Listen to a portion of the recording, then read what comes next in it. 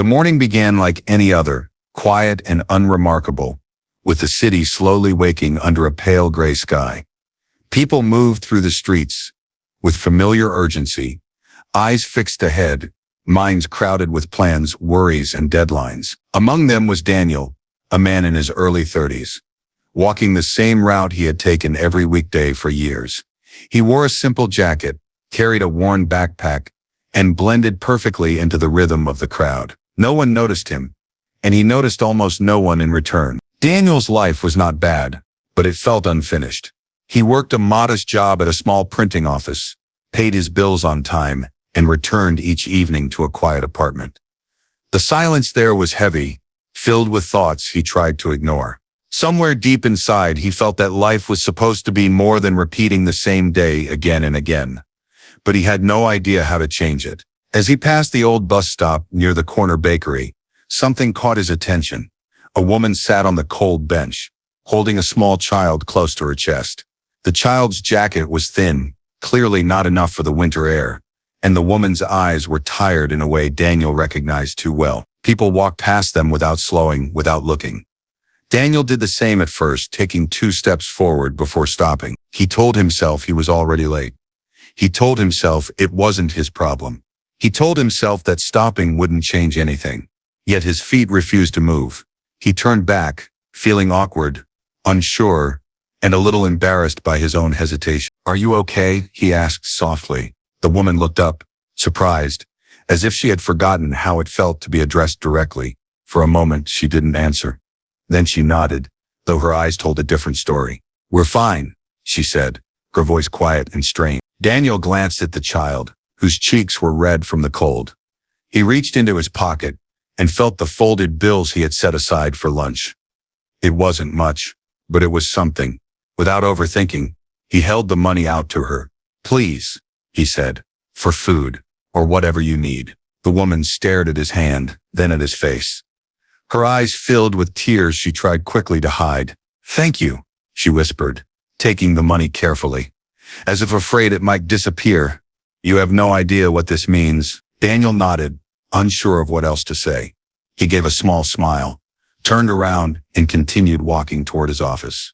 His heart beat faster than usual, not from fear, but from something unfamiliar. It was a strange warmth, a feeling that lingered even as the city noise swallowed him again. At work, the day unfolded normally. Machines hummed, papers stacked, phones rang. Yet Daniel felt different. He caught himself smiling for no clear reason. The small act at the bus stop replayed in his mind, not as a dramatic moment, but as something gentle and human. He wondered why such a simple gesture had affected him so deeply. During his lunch break, he skipped his usual routine and walked through a nearby park. He watched people sit on benches, children play, elderly couples walk hand in hand. For the first time in a long while, he felt connected to the world around him, as if an invisible wall had cracked. That evening, as Daniel unlocked the door to his apartment, he noticed a note slipped under it. Confused, he picked it up. It was from his landlord, reminding him about a community meeting scheduled for the weekend. Normally, he would have ignored it, but something inside him shifted. He decided he would go. The following days passed quickly, yet Daniel carried a quiet awareness with him. He began noticing small things: the security guard who always greeted him, the coworker who looked exhausted, the cashier who smiled despite the long line. He didn't change everything at once. He simply paid attention. On Saturday afternoon, he attended the community meeting. The room was filled with neighbors he had seen for years but never spoken to. As people discussed local issues, Daniel listened. When someone mentioned the lack of support for struggling families in the area, he felt a familiar tug in his chest. Without fully planning it, he raised his hand and spoke. "I don't have much," he said honestly, "but I think small things matter. Even one person stopping to help can make a difference." The room grew quiet. A few people nodded, others looked thoughtful. After the meeting, a man approached Daniel and thanked him for speaking up. Another woman asked if he'd be interested in helping organize a small donation drive. Daniel surprised himself by saying yes. That night, as he lay in bed, Daniel thought again about the woman at the bus stop. He wondered where she was now. If the child was warm, If they had eaten, he knew he might never see them again. Yet he also knew that moment had shifted something inside him. It wasn't a grand decision or a dramatic turning point. It was simply a choice to stop, to notice, to care. Daniel didn't realize it yet, but that small act had quietly set his life on a new path, one that would soon ripple outward in ways he could never have imagined. The week after the community meeting unfolded in a way Daniel hadn't expected. He returned to his usual routine, waking early, catching the bus, and working long hours at the printing office. Yet something subtle had changed. The days no longer felt empty. Each morning carried a quiet sense of purpose, even if he couldn't fully explain why. On Monday, as he waited at the same bus stop, he unconsciously looked toward the bench where the woman and child had sat. It was empty now.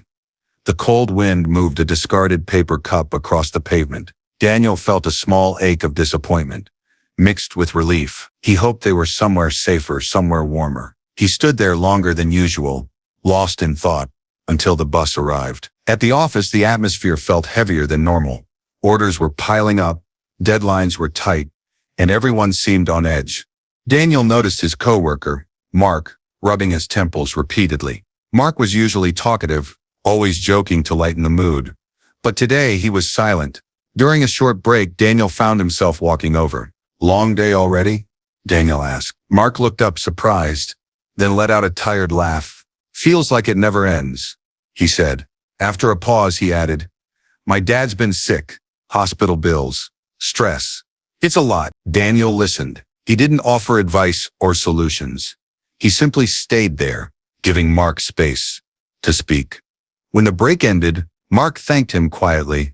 It was a small moment, barely noticeable to anyone else, yet Daniel felt the same warmth he had felt at the bus stop. He was beginning to understand that kindness didn't always need money or grand gestures. Sometimes attention was enough. That evening, Daniel received a call from the woman he had met at the community meeting. Her name was Sarah, and she was trying to organize a small neighborhood donation drive. She asked if Daniel could help distribute flyers or talk to local shop owners. His first instinct was to say he was too busy, but the words never came. Instead, he agreed. Over the next few days, Daniel found himself doing things he would have avoided before. He spoke to strangers, knocked on doors, and explained the idea behind the donation drive.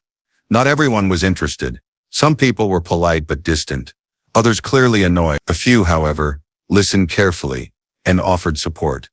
A grocery store owner agreed to place a small donation box near the counter. A cafe manager promised leftover food at the end of each day. With every interaction, Daniel felt his confidence grow. He wasn't changing the world, but he was no longer invisible within it. One evening, while helping Sarah sort donated clothes in a small storage room, Daniel came across a child's jacket. It was blue, slightly worn, but thick and warm. He held it for a moment, his thoughts drifting back to the child at the bus stop. The memory tightened his chest. "Sometimes I wonder," Daniel said quietly, "how many people need help but never ask." Sarah nodded. "More than we think," she replied. "Most people are just one bad week away from falling apart." Her words stayed with him long after he returned home. Lying in bed, Daniel thought about his own life. He had complained about routine, about boredom, about feeling stuck, yet he had never truly struggled to survive. For the first time, he felt gratitude mixed with responsibility. The donation drive took place on Saturday in a small community hall. Tables were set up with clothes, food packages, and basic supplies. Volunteers moved around, organizing and greeting visitors. At first, only a few people arrived. Daniel worried the effort hadn't been enough. Then slowly, families began to come. Some looked embarrassed, others relieved. Children clutched their parents' hands, eyes curious and cautious. Daniel helped carry boxes, guided people to the tables, and listened to their stories. Each story was different, yet shared the same quiet pain. Job losses, medical bills, unexpected crises. Life had shifted for them, just as it had shifted for him, though in very different ways. Near the end of the day, Daniel saw a familiar face. It took him a moment to place it. The woman from the bus stop stood near the entrance, holding her child's hand. The child was smiling now, eyes bright, Daniel's heart skipped. The woman recognized him too. Her expression softened, and she approached slowly.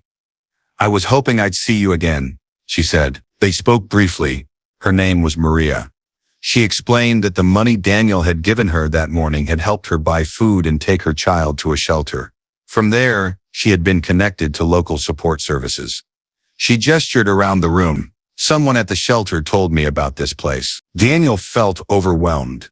He hadn't planned any of this. He hadn't expected to see her again. Yet here she was, standing in a room filled with people helping one another, all connected by choices that had seemed small at the time. Before leaving, Maria's child ran back toward Daniel and held up the blue jacket. "It fit perfectly. Thank you," Maria said again, her voice steady but emotional. As the hall emptied and volunteers packed up, Daniel stood quietly, watching the lights dim. He felt tired in a good way, the kind that comes from meaningful effort. For the first time in years, he didn't dread the coming week. He didn't know what the future held.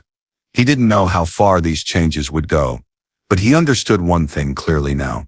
The smallest act, done without expectation, could travel further than anyone imagined. And without realizing it, Daniel was no longer the same person who had walked past that bus stop just weeks before.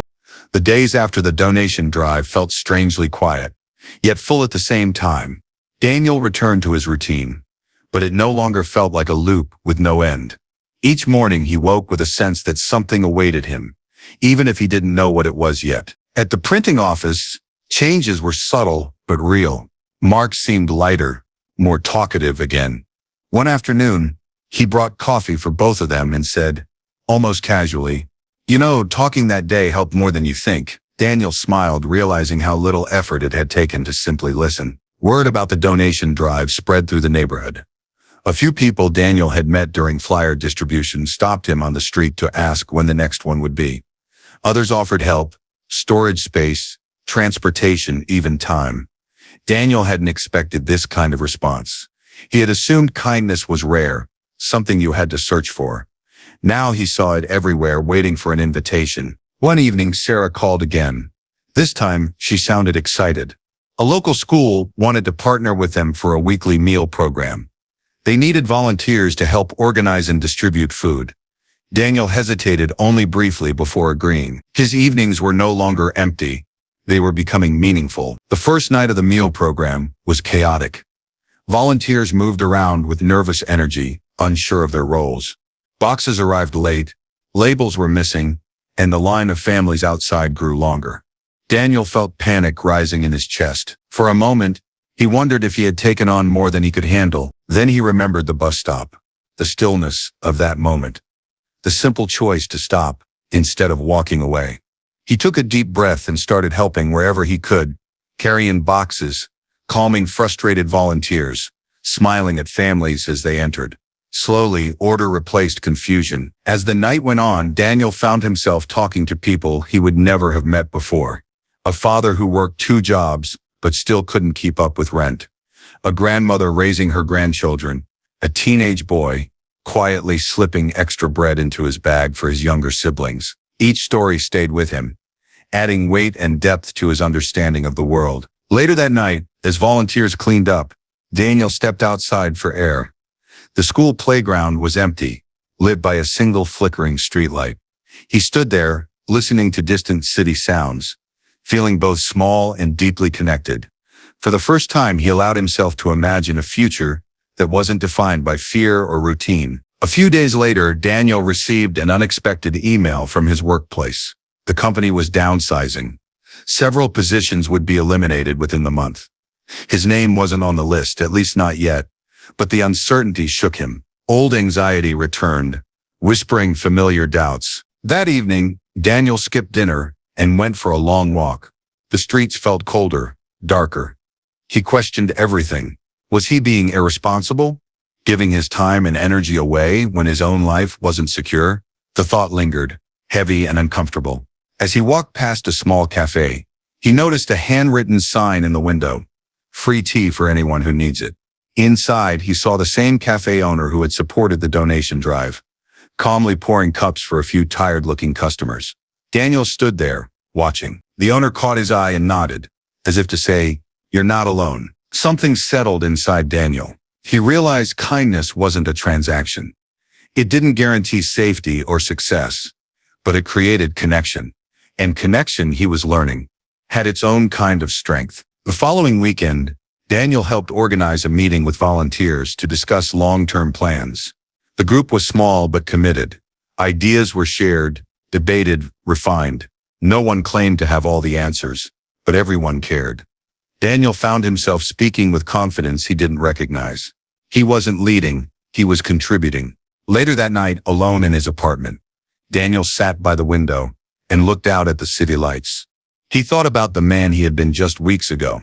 Quiet, detached, drifting through life. He hadn't changed because someone had rescued him or because his problems had vanished. He had changed because he had chosen to care. The uncertainty about his job remained.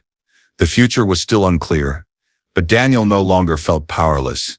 Whatever came next, he knew he wouldn't face it alone, and he wouldn't look away when someone else needed help. Outside, the city moved on, unaware of the small transformations happening within it. Inside that quiet apartment, Daniel understood something deeply. A small act doesn't just change one moment. It reshapes the person who chooses to act. The following weeks moved quickly, yet every day felt fuller than the last. Daniel's life no longer revolved only around work and sleep. Even with the uncertainty at his job, he continued volunteering, not out of obligation, but because it had become part of who he was. At the printing office, the downsizing finally happened. A few co-workers were let go, their desks cleared in quiet silence. When Daniel was called into the manager's office, his chest tightened. He expected the worst. Instead, the manager surprised him. The company had noticed his reliability, his calm under pressure, and the way others naturally gravitated toward him. Rather than losing his job, Daniel was offered additional responsibility, helping manage schedules and communication within the team. It wasn't a promotion in the traditional sense, but it was trust, and that meant more to him than he realized. That evening, Daniel walked home feeling a mixture of relief and humility. He knew the opportunity hadn't come only from hard work, but from the confidence and clarity he had gained through helping others. Kindness had changed the way he carried himself, and people had noticed. The community projects continued to grow. The meal program at the school became a regular event, supported by local businesses and volunteers. The donation drives expanded beyond clothes and food to include job listings, childcare support, and basic training workshops. Daniel didn't lead these efforts alone. He worked alongside people like Sarah, the cafe owner, teachers, students, and neighbors who had once been strangers. One afternoon, Daniel received a message that made him pause. Maria wanted to meet him. They agreed to meet at the park where Daniel often spent his lunch breaks. When she arrived, her posture was different, more confident, less burdened. Her child ran ahead, laughing, no longer weighed down by fear or cold. Maria shared her news. She had found part-time work through one of the community connections. They were living in a small but stable place now. Life wasn't perfect, she said, but it was moving forward. She thanked Daniel again, but this time her gratitude felt less like desperation and more like shared understanding. "You didn't save me," she said gently. "You reminded me I wasn't invisible." Those words stayed with Daniel long after they parted ways. As months passed, Daniel's apartment felt different. It was still small and quiet, but it no longer felt empty. His evenings were filled with planning, conversations, and moments of reflection. Some nights were exhausting, others were deeply satisfying. Not every effort succeeded. Some plans fell apart. Some people disappeared despite the help offered. Daniel learned that kindness did not guarantee happy endings, but it always mattered. One evening, after a long day, Daniel found himself back at the old bus stop. The bench had been repainted. The bakery nearby had new lights in the window. People still rushed past, wrapped in their own worlds. Daniel stood there, watching, remembering. He thought about how close he had come to walking away that morning, weeks ago. How easy it would have been to stay the same, to remain distant and untouched. Instead, he had paused, and that pause had quietly changed everything. A young man stood nearby, shifting nervously, clearly unsure whether to approach an elderly man sitting on the bench with shaking hands. Daniel watched as the young man hesitated, then finally stepped forward.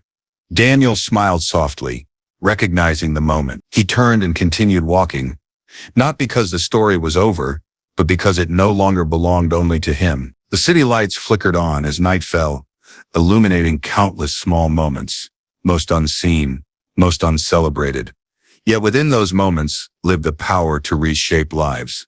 Daniel understood now that the world doesn't change through grand gestures alone. It changes when ordinary people choose to notice, to stop, and to care. And somewhere, at another bus stop, on another ordinary morning, a small act was already beginning, ready to change everything once again.